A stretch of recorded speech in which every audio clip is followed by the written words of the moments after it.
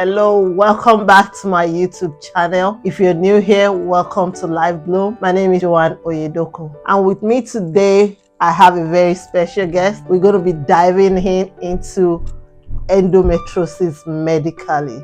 Okay. It's going to be helping us to break some stuff down and give us meaning and just help us to understand what exactly endometriosis is. But before we get right into it, I just want to take this time to appreciate everyone that has watched my YouTube videos, everyone that has shared it, that has subscribed, comment, like. I really do appreciate it. It meant a lot to me. Keep sharing, keep leaving your comments in the comment section.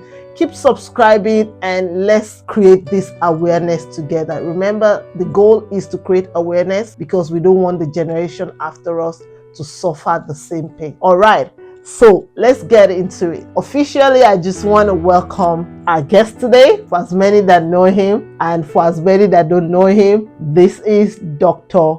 Oyetunde Oyedoko. Woo! You're welcome to Live Bloom channel. Oh, thank you. I mean, yeah, it's beautiful to be part of this casting. Wow. Yeah, I think I'm loving this ambience. Oh wow, thank you. Oh, yes. Yeah. So, for those that don't know, this is my wonderful husband right here. Glory be to God. This is my wonderful husband, and together we have fought endometriosis. Together we have been on this journey, and I also want him to share. So this is not the only time that you're going to be seeing him here, by the way. Going to come, show up in some other videos. But let's get right into today's topic. Okay. So medically, what exactly is endometriosis? I want you to break it down for our audience that are watching what endometriosis is, for people that don't have any medical background. All right. Thank you for having me. You're welcome. Yeah, so it's nice to be in your studio. So to go straight to the point, what is endometriosis? Yes, so in order to explain this, to a lay person, endometriosis came out of the word endometrium. Yes, so I know everybody know what is called the womb. The female womb, the uterus, that's the womb. Yeah, so the uterus, it has different sections. Yeah, so you have the outer layer, you have the middle layer, and you have the inner layer. So the inner layer of the uterus is called the endometrium.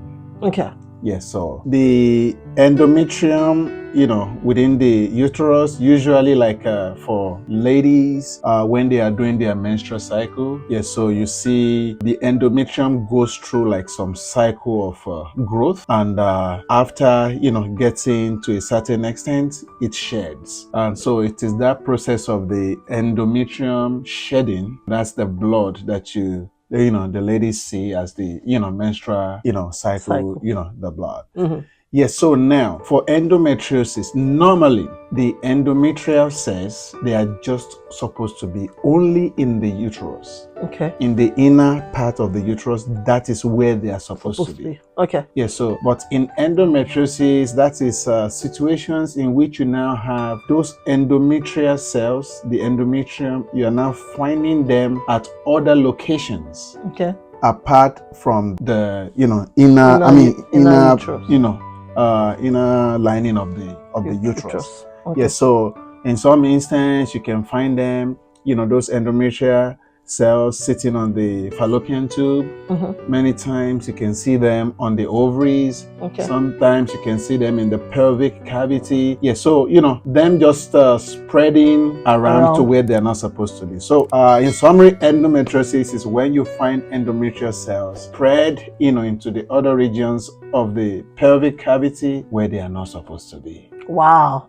Thank you so much for helping us to break it down. That's very simple enough for everyone to really understand. Thank you so much for breaking it down in that way.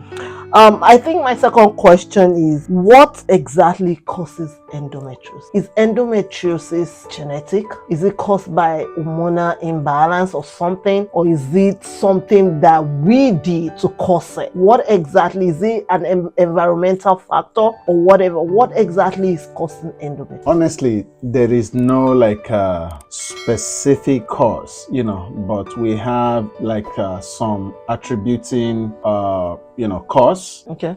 Some things that we can say like, can increase the tendency, of somebody having endometriosis. Yes, so like I said, no definitive cause, but the thing is that it is known that, let's say if a mother, has endometriosis, there's higher likelihood like maybe some of her daughters, may also have endometriosis. It is not 100%. Okay. Yeah, so because I wanted you might to say. have a mother that has endometriosis and the daughter will never have it. And you might have like a daughter that has it and the mother did not have it. Yes. But there's higher correlation between like when the mother has it and daughter has it. So in that case, we'll say partly it is genetic. Okay. Because when mother has it and daughter has it. Also, another thing that contributes to endometriosis, the hormones. So it has the hormonal component. Okay. Yes, so for people with endometriosis, it's a condition that you actually see in women at the age their body, produces the hormone called estrogen, and that's the hormone that is part of the hormones that work during the menstrual cycle. So you see that for women that probably are not doing menstruation anymore, like the symptoms they experience is way less. Yeah, so the hormones contribute to like the severity of the symptoms, and partly genetic, hormonal component, and that's all we can say about it. Okay. So it's not as if it's one specific definitive cause that causes it. It could just be anything. It could be a variety of anything. It could be genetic. Like in my own case, my mom didn't have it. She didn't experience it. Okay. But I experienced it. And I've had other people say, oh, I didn't have it, but my children have it. Or I had it and my mom didn't have it. Or something like that. So like you said, it could be genetic. It's not 100% confirmed. Yeah. And it could be hormonal too. Yeah. Okay, alrighty. So I want you to speak to how does endometriosis affect the girl child differently from how it affects the woman. And the reason why I want us to address this issue is because we have our viewers range from the age of maybe 15 up until maybe close to 50. So a young lady that is not yet married, that is dealing with endometriosis, how does it affect them? And compared to a married woman that is in a childbearing age, how does that affect? I'll start with, let's say, a young female child. Mm-hmm. Yeah, so endometriosis is something that, actually the major symptom, how sometimes medically, that maybe somebody has endometriosis is when they are having, this severe menstrual pain beyond what's like you would expect. Yeah, so especially like when a female child in their puberty stage, like start having menstruation lasts maybe like 3-5 days. Mm-hmm. So maybe the first day you may have like I've not experienced the menstrual pain before, but like based on Mm-hmm. what we know medically. Yeah, so the first day is usually, more painful than the remaining days, because that's when the beginning of the shedding, happens. Yes, so but as the day progresses, it gets better. But for somebody with endometriosis, like it's a severe pain, maybe throughout the whole menstruation period. And it can be severe to the extent that it actually disrupts like the regular day-to-day activities. Like some of them may not be able to go to school. Mm-hmm. Yeah, so by the time somebody is having menstrual pain that is preventing them from being able to function because menstrual pain is not supposed to incapacitate. Yeah, so by the time you get into a point that, oh man, this menstrual pain, every time it comes, it's like, oh, I can't read, I can't function, and all those stuff. Yeah, so how it affects the girl child. So the severe pain. Okay. Pain is not good. Nobody, At all. likes pain. And then, because it's hard to diagnose. So you see that the parents might not actually understand what is going on. Yeah, so they might be like, oh, this one is lazy because she doesn't want to do anything. That's why she's pretending. I'm your mother, I did not experience, Yeah, so it can put that child, in a kind of awkward relationship, with the parents in that time. Be like, why is your own, different? Like every other person does menses, so it's your own. Yeah, so hopefully the parents understand, because it's whoever is feeling pain that knows what they're actually going through. So it can affect them. They can miss school. It can affect their emotion. They might be feeling like hard, like, why is it that all my friends are not having it? What is it that I did? So like they can have that mental stress because of the condition. So that's for a young child. For a woman, so they still have the pain. It disrupts their, day-to-day function, when they are doing their menses. Some of them actually, they have to call out work, because, they cannot cope with the pain and working. That's one way. It's stressful for, the couple, because at that particular point, the partner, has to do more, at least, to take care, of the wife. And, with endometriosis, there are some other symptoms that you see that, married couples encounter. Like, it is known that part of the symptoms is like for couples when they meet. Yeah, so for ladies that have endometriosis, sometimes they actually have painful sexual intercourse because of those endometriomas, endometrium cells in the pelvic. It's kind of like has a way in which it affects the woman. So it can put the man and the woman, in an awkward position. It's like, especially like why is it that anytime we have to meet is painful? That's not what I read that God is not supposed to. I'm tempted to ask you how you went through it when I was having all those things, but I think it's a discussion for another time. Okay. I just want us to focus on this one so that we don't divert too much. Alrighty, let's go to the next question. Does endometriosis have a cure? Unfortunately, it does not have a cure, but it can be well managed. Okay. Yeah. So there are treatments. Okay. Yeah. So, but because when you're talking of cure is something that you do something and then you forget about it.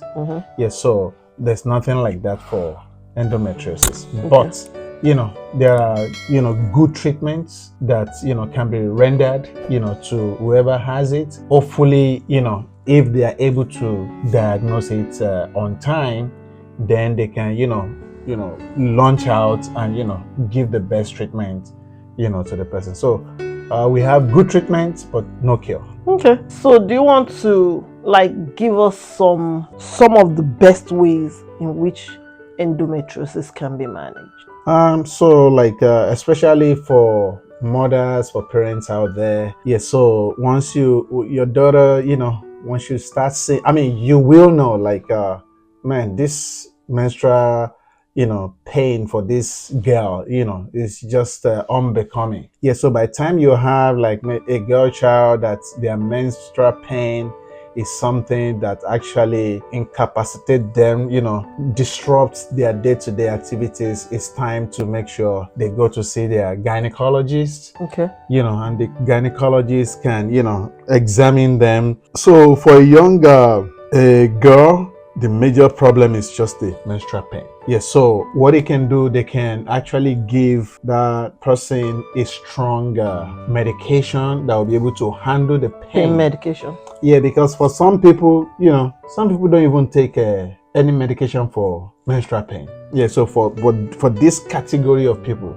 you definitely. Oh yeah. So once it is, once they sense that this thing is starting, you want to you have to have a pain medication. Get on the pain medication, so you don't wait for it to wane out. So you want to make sure you follow the dosing of the medication. So they are the kind of people that during menstruation they have to use their pain medication religiously. Okay. Yeah, that's one of the main treatments for young ladies. Okay, so outside pain medication, what are some of the other things, and is it that are there natural things that can be used to manage endometriosis, or is it that it just has to be pain medication and that's it? So it's not only pain medication. So pain medication is just because of the biggest symptoms is the pain. Yeah, so there are other things that can be done medically. Yeah, so there are things like even hormonal treatments. Okay. Yeah, so what happens with endometriosis is that menstruation is a cycle. Mm-hmm. Yeah, so it has the time when it comes every month. Mm-hmm. Yeah, so those endometrial cells at other locations in the body, like the ones that are in the uterus will shed and they will come out. Mm-hmm. But the ones that are on the ovary, there's no way, because as the ones in the uterus is growing and growing during the cycle, mm-hmm. those other ones in other locations, they are growing too as well. Yeah, so and when those ones shed, same thing happens to them, but there's no way for them to go.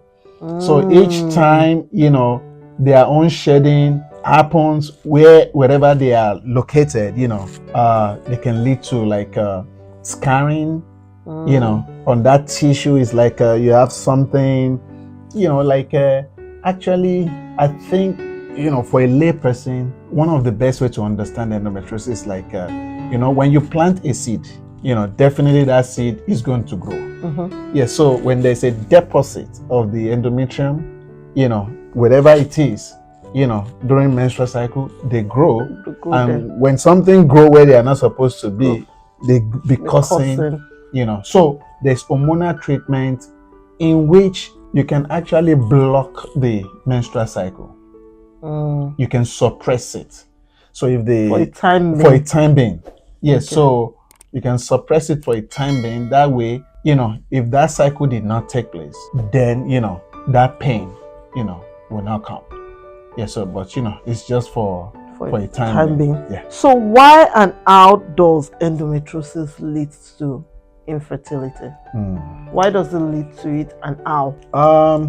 Many ways. Okay. So all those endometrial cells, like I said, when they grow, shed at those locations, they start causing majorly scarring. Okay. So the ones on the fallopian tube, starts making the fallopian tube, to scar and to, have what you call stricture, it makes it, it shrinks the cavity. So the way fallopian tube is that it's supposed to receive the egg, from the ovary, and the egg, is supposed to travel, to go and meet, you understand. We get it. Yeah. So, but in the case of somebody, with endometriosis, mm-hmm. if that portion where it's supposed to travel is, shrunken, or there's a stricture, it can actually cause, it can be shrunken to the point that there's a blockage. Yeah, so it blocks. Yeah, the egg cannot go travel, and the main cannot pass through. The egg. So wow. Obstruction. Wow. Yes, fallopian tube obstruction. Wow. Yeah, that's not good. It's not. So that's one of the ways. Mm-hmm. It can cause fallopian tube scarring, Okay. blockage. Also, you can have it on the ovaries. Yes, so, and then, you can even have it inside the ovaries. So, Wow. and in that case, it can, even be heating up like the ovarian, like a tissue, like it doesn't make it, it's gonna be different from like when there's no foreign, cells there. Like, so it can reduce, like, let's say, the functionality of the ovary. Like, ovary is supposed to be producing eggs till, like, as long as the, so it will affect the so it can affect quality the of the egg and egg capacity, egg production, and all the stuff. So that's another way in which it can cause infertility. So, and pretty much infertility is, like when a lady cannot conceive, like, so either the sperm is not finding the egg, or most times that is that's what the issue. the, So is that why? Because I know that a lot of people that have spoken to me, and even I, we usually at the initial stage, when you start seeing a doctor, when you start trying to get help with this issue, they'll be like, oh, we're seeing ovarian cyst. Is it that they are seeing ovarian cyst, or is it that is this endometriosis that is on the ovary that is acting as the ovarian cyst? Or is it that is even the endometriosis on the ovary that is causing the cyst? Yeah, so that's what we call ovarian cyst. So ovarian cyst is a totally separate condition. Oh, okay. Yeah, so it's different from endometriosis. And the causation for both, pretty much different.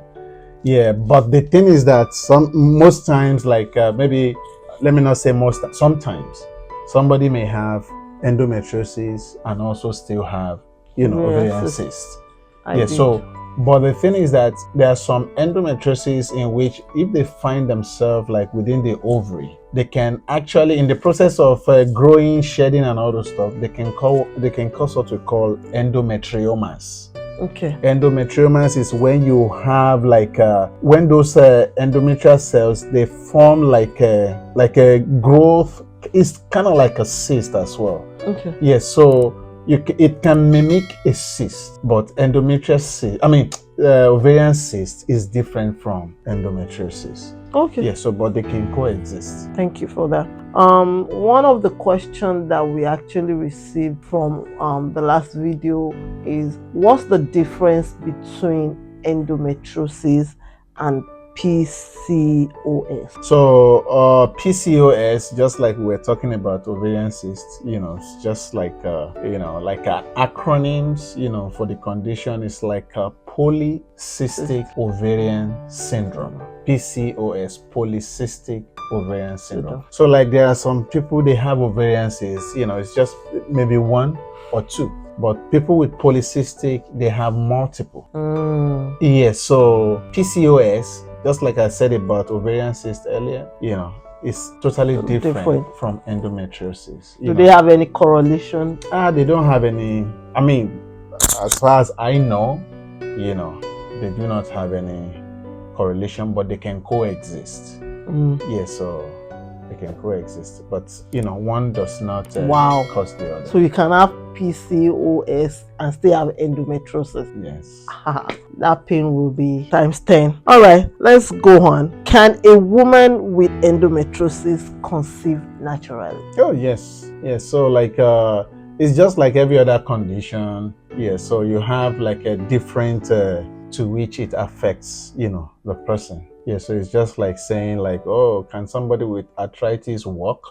Oh yeah, they can walk, but you see like some arthritis that like they cannot walk 1 mile. Yeah, so we have mild, we have moderate, we have severe form of endometriosis. So most people with mild and moderate form, in which it has not actually maybe damaged the tube, it hasn't eating up the ovaries too much and all the stuff, they'll get pregnant naturally, and in fact they may not even have anything infertility, they may not even know. Yeah, so it starts affecting fertility, especially the severe forms when the tube has been affected, the ovary has been affected. And the thing is that I think maybe for younger couples, like maybe if they start the process of having the babies early, before the damages are done, so that helps them with natural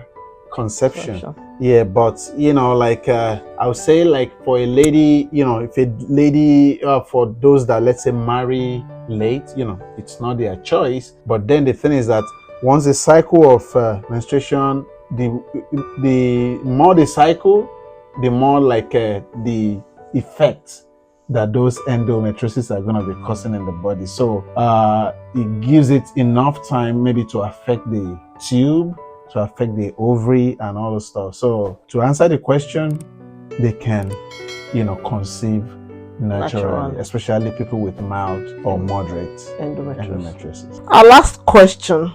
Thank you. At what point should someone with endometriosis be seeking medical help? I mean, as soon as the person knows that something is something is not right. Something is not right. And the ladies, would definitely know that maybe this is my menstrual pain. It's because, especially, they talk to their friends and everybody, and they see some of their friends too when they are having menses. Their life is still going on.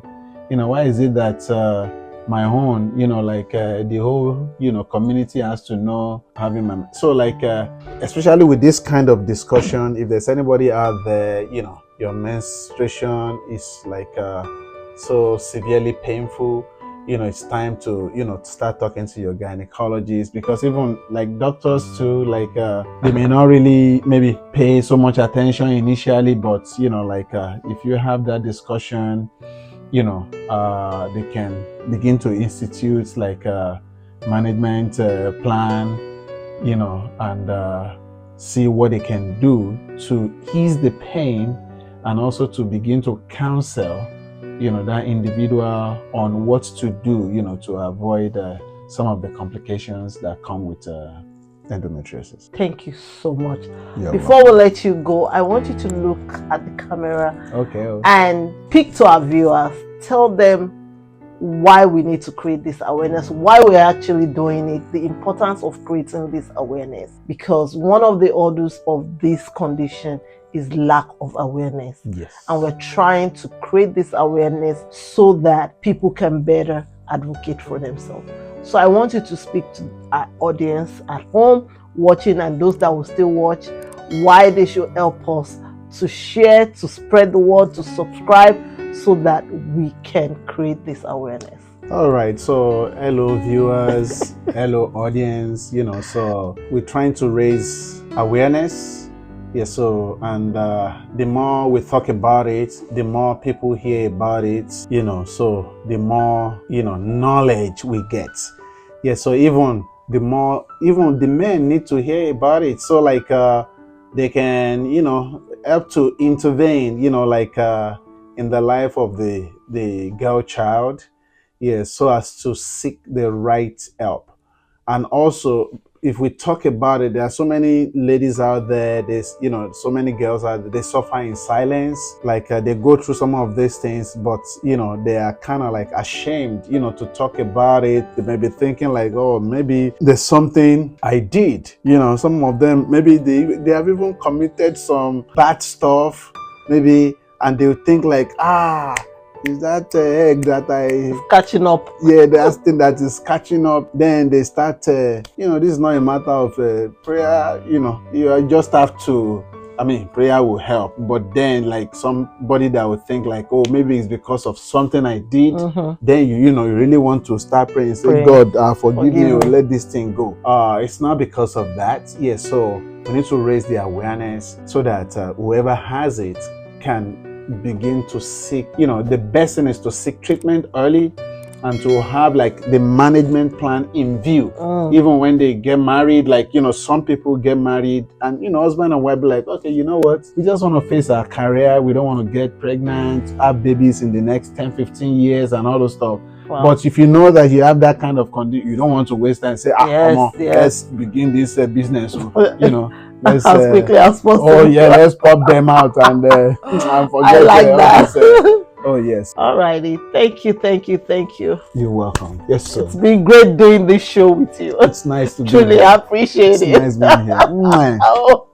Yes, sir. All right, thank you so much for watching. I will see you in our next video. All right. Bye.